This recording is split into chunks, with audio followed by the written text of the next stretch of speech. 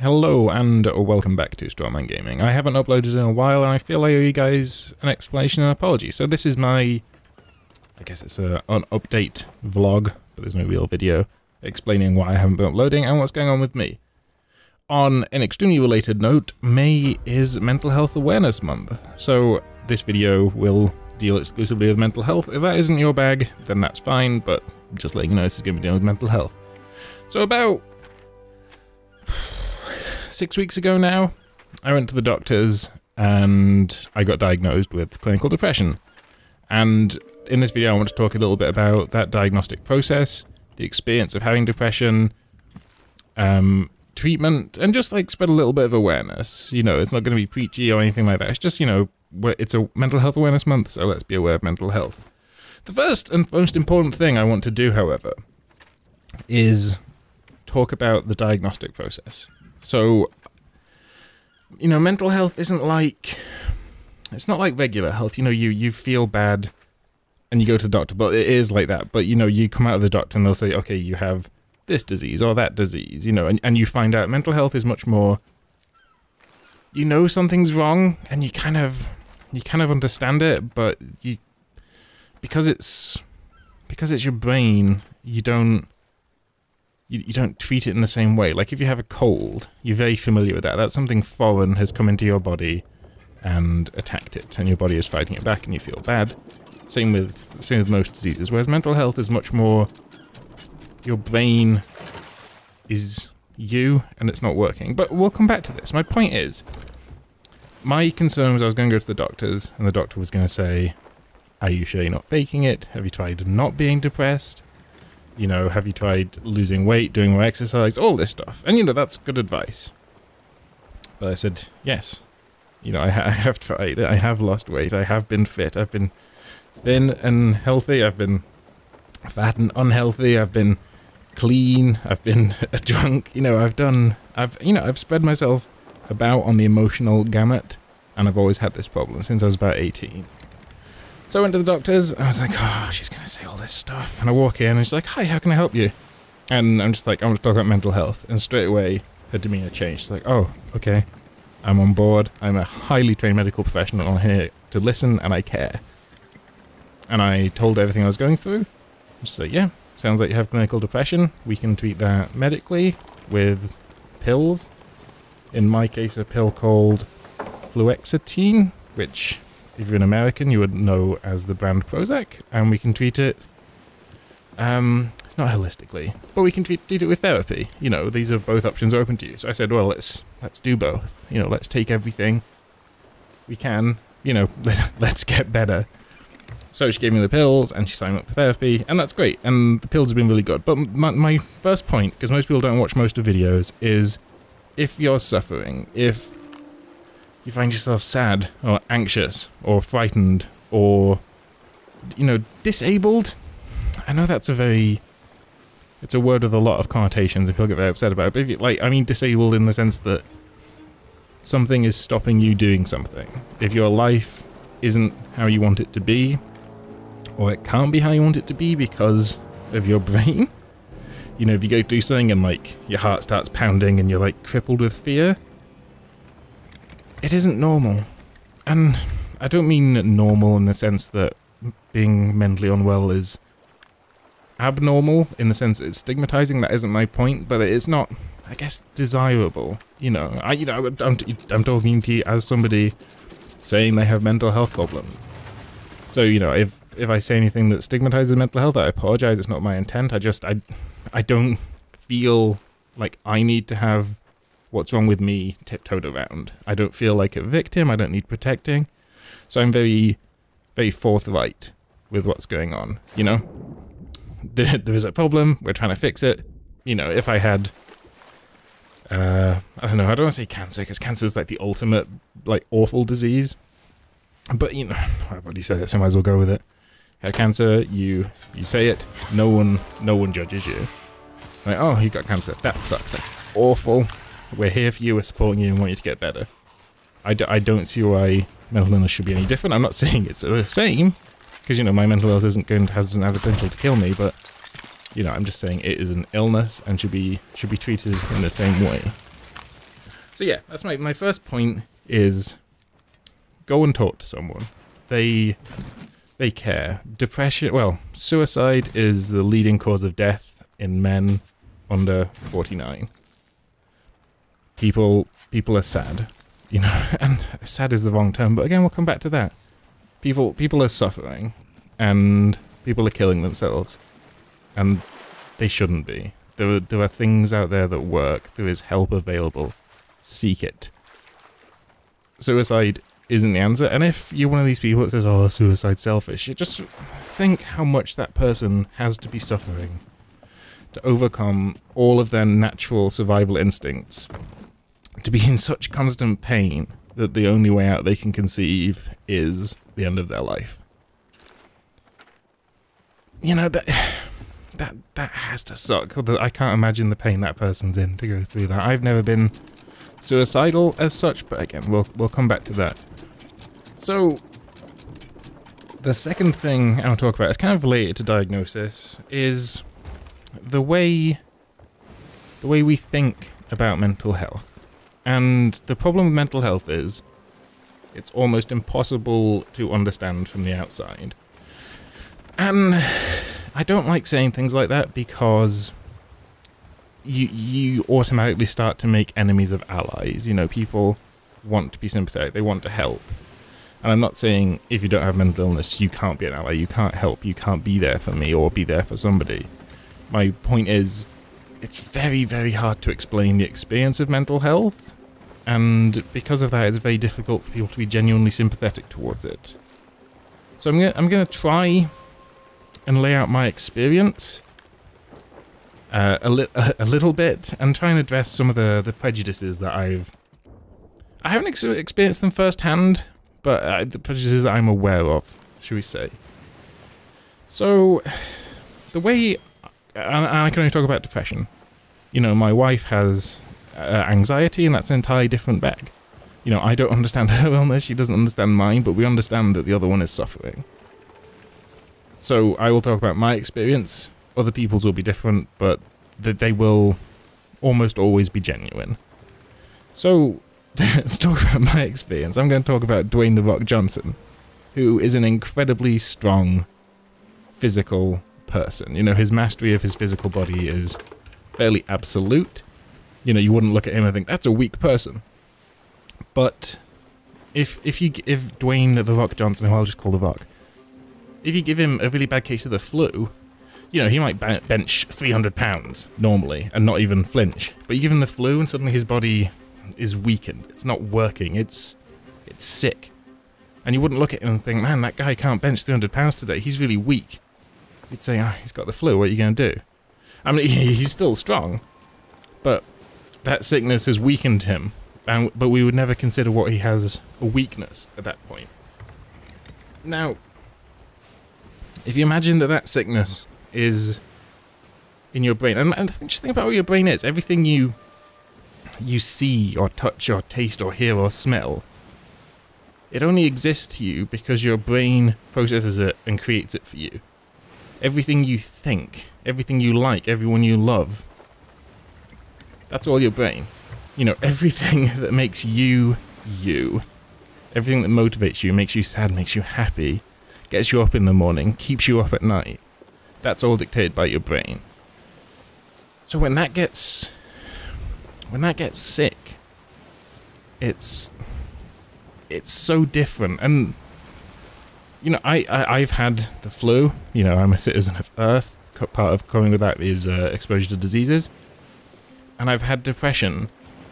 And the feeling is in one sense very similar, and in another completely different, because the feeling of having the flu, that just feeling of weakness and sickness and just being wrong and completely, like, helpless, it's the same, but it's just located in your brain. There's like a despairing black hopelessness of having the flu but having it in your brain, and it's awful.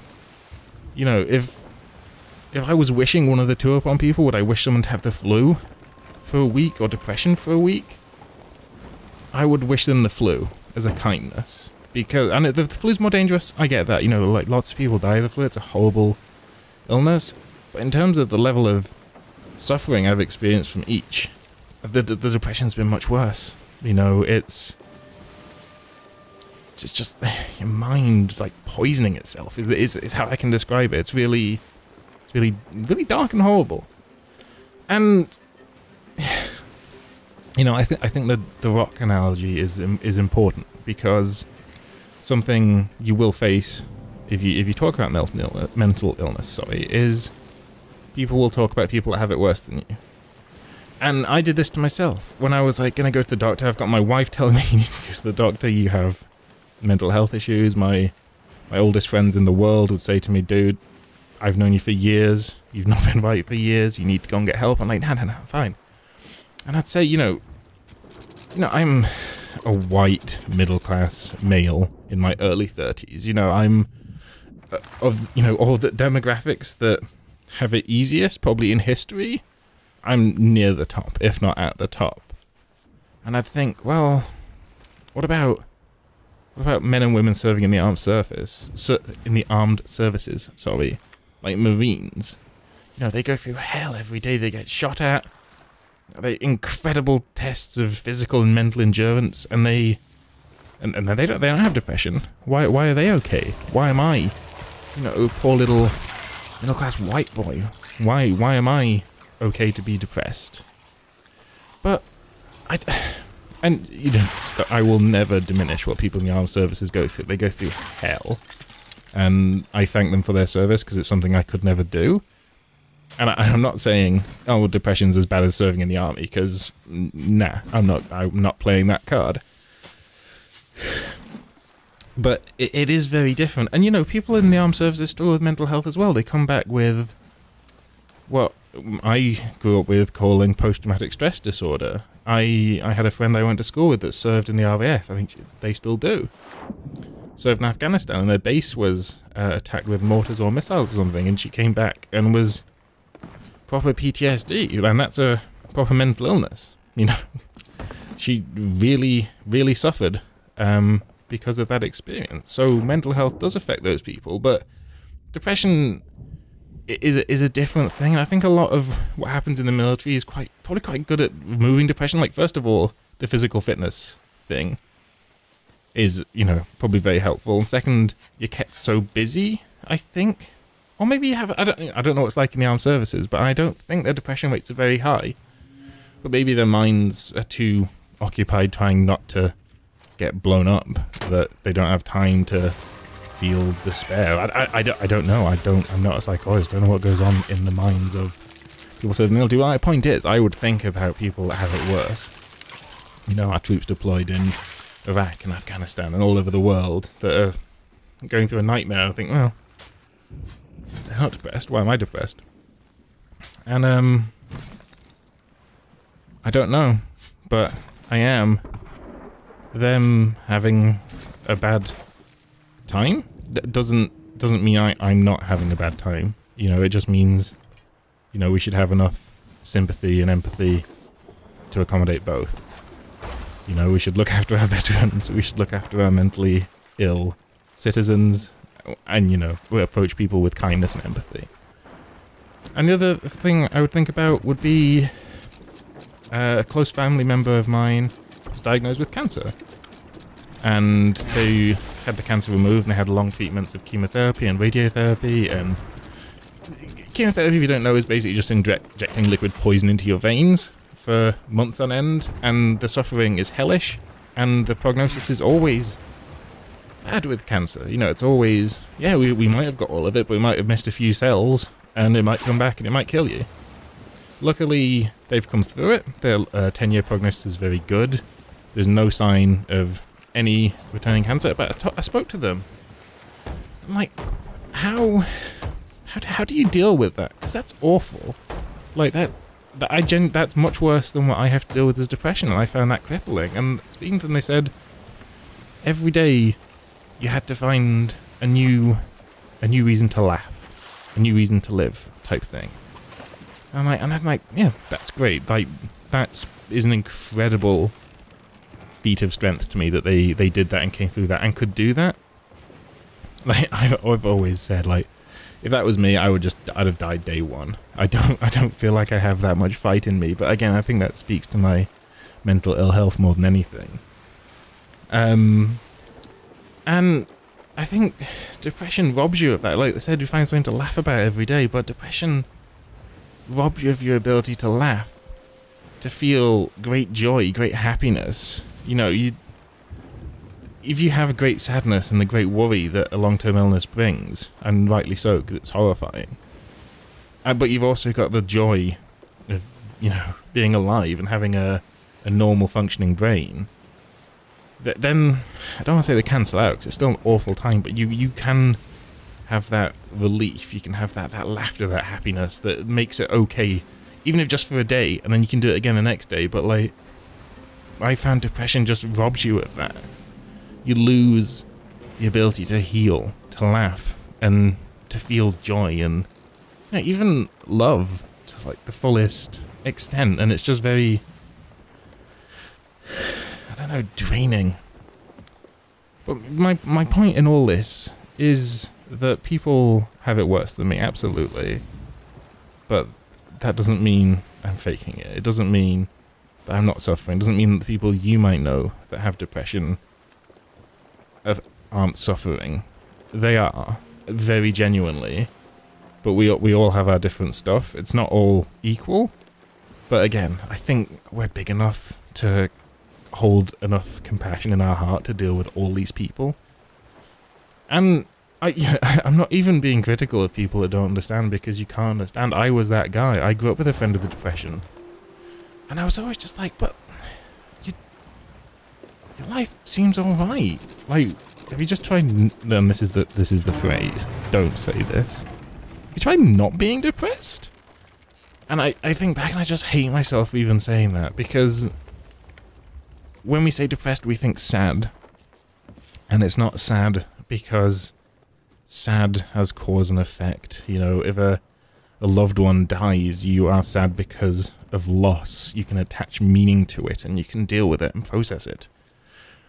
Whereas depression, you can't. It's uglier than that. It's less acute, but it's a different thing. There is no meaning to it. There is just the void inside you that depression has carved out, where no happiness can dwell. So, yeah. So that's horrible. So just the points I wanted to cover is, go to the doctors. They will believe you. They will help you. Don't gaslight yourself. Don't be like, oh, other people have it worse, therefore I'm not entitled to have it bad. Because that's stupid. Because, yeah, other people have it bad and care about them as well, but care about yourself. You can't help them unless you fix yourself along the way. You know, you have to be functional enough to be able to operate. And if you have anxiety that makes you agoraphobic and you can't leave the house, if you have depression, that means you can't get out of bed and you just weighed down constantly. If you have crippling fear, you know, any of these things, eating disorders, you know, these are all, and if these stop you being able to function, then seek help. Help is available. Well, I live in Britain where we have the NHS. It's easy. It's free. And even in America where you might have to pay for it, I'd still encourage you to do it, because the alternative isn't viable, you know. What else I wanted to talk about? So there's the diagnosis, going to the doctor, and then there's the treatment, which I'll talk about briefly. But the way the medicine works, like I said, I'm taking off-brand Prozac. We're very familiar with how drugs operate, you know, from alcohol or caffeine or paracetamol. You take a thing, you feel different, and like almost immediately or within a very short space of time, and you understand that there's cause and effect. Whereas these pills are what are called SSRIs, which is selective serotonin reuptake inhibitors. And what it does is, you basically, as far as I understand it, you have three main chemicals that govern emotional state. We're more complicated than that, but there's three chemicals that kind of are have a large impact on emotional state. One is dopamine, one is serotonin, and the other one has a longer name, but I think it's a form of adrenaline.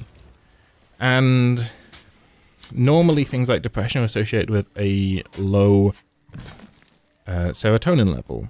I will try and remember to put up a little diagram on screen that kind of highlights this, but when you have no serotonin, you can only feel easily the emotions that dopamine and the adrenaline derivative facilitate.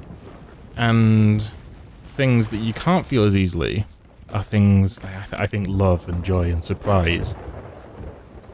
So they're kind of cut off from you. So what SSRIs do is, rather than putting more serotonin into your system, like alcohol ups your blood alcohol level, or paracetamol puts paracetamol into your blood, these stop serotonin being removed from your system as rapidly, so you don't produce more, you just get rid of less. So over time, the amount that's in your system begins to build up. You know, you don't have to produce more, but you are getting rid of less. If you think of it like a car park, you know, you've got 10 cars an hour going in and 20 cars an hour coming out. If those cars represent serotonin, the car park is your brain. Over time, you know, the car, you're going to get one car in, and then it will leave before another car comes out. If it's only, you know, if it's fixed that 2 leave every hour, or 20, I can't remember what numbers I said, but stuff's leaving faster than it's coming in. Whereas with this, it basically closes down the exit to the car park, so more cars come in and basically get stuck in the car park of your brain. This metaphor's got a little bit laboured, but essentially it just builds up some of this chemical in your system, and for me, it's been extremely effective. The 30 days before I saw the doctor, I had maybe 15 to 20 really bad depression days, and in the 45 days since, I have had one really bad day. In fact, one bad day at all. The other days have all been, as far as I can tell, normal. I think I'm relatively asymptomatic. I feel potentially a little bit less sharp. I worry that I'm slightly more forgetful. Like, I find increasingly people are saying to me, "Oh, do you remember we spoke about this?" I'm like, no. I genuinely don't remember that. I might just be being overly paranoid and overly analytical of myself, but I feel maybe I'm slightly less sharp. But I'm a lot happier. I'm a lot more functional, and you still think that you're still the same person. It's just certain thought patterns become much more difficult to go along. It's a very, very interesting experience from the inside. Is you look at something that previously would trigger a certain pathway of thought. For me, looking at celestial bodies, I look at the sun, I look at the moon, and it always drove me down this path of like, that doesn't make any sense. It would make me feel very dissociated from the world. Like, the sun's 150 million kilometers away, a ball of nuclear fusion that's in the sky, that's just a constant explosion that's gargantuan. And that's just accepted, is it? Like, it sounds idiotic, of course, it's the sun. Nothing is more day-to-day than the sun, although I live in Scotland, so it's not that day-to-day. But I would look at it, I'm like, how is that normal? And we look at the moon, I'm like, that's just a massive rock that's just sitting in the sky. Like, how can we look at that and just think, oh, that's fine?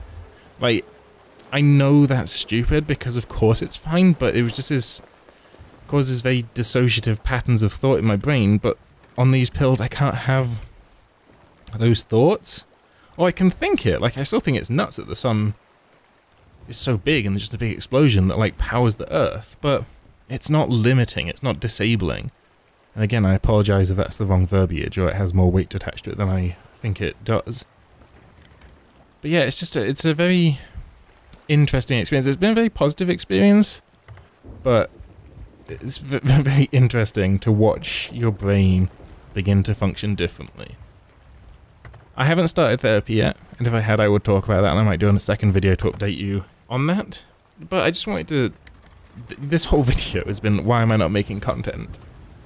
And the reason is, I got diagnosed with depression, and I wanted to take some time off to heal. you know, and reevaluate my life, my choices, what I'm doing, and put myself on a path towards better mental health. I think I've done that. I am moving along that path, and I want to get back to making YouTube videos. I want to do slightly different videos. So what I wanted to have before was 3 series running parallel. I no longer want to do that. I want to have one series. I want to have a daily series, and I'm going to go back to Nier Automata. And I want to make that a daily video, but I also want to create maybe weekly, more heavily created videos. So the video I have coming up next is... it's a retrospective review of Zelda Breath of the Wild. You know, at the time there was a lot of warring between what I'm egregiously going to mislabel as fanboys and haters. But I think with enough time has passed that we can actually take a step back and look at objectively what's good about the game. Spoiler, lots of things are really good about that game. And what's perhaps objectively bad. And that list is a lot shorter than I thought it was going to be, knowing what I knew going in. But I think it's important we talk about, if you love something, you should be the most critical of it, because you love it and you want it to be the best it can be. You know, I love Dark Souls, but I will tell you everything wrong with Dark Souls. So look for that video coming soon. I will get back to daily videos soon. And my takeaway from this is be compassionate. Compassionate to yourself, compassionate to other people. If you have mental health issues, if you suspect you do, if you know someone else that does, if you suspect they do and they don't know, talk to them. You know, approach them with compassion and with love. And believe them, you know. You might say, oh, well, people might be faking. I'm like, yeah, a very, very small minority of people will be faking. But the vast majority of them are just people that are just struggling and hurting. And they need help and support. And if you can be that, that's fantastic. May is Mental Health Awareness Month, so share this video, spread it around. I'd love for people to hear my story, hear my experience, and I'd love, you know, for my illness to, if it affects one person positively, then I'm extremely happy. Anyway, this has been Strawman Gaming. This has been emotionally draining, but thanks for listening, and I will see you again soon.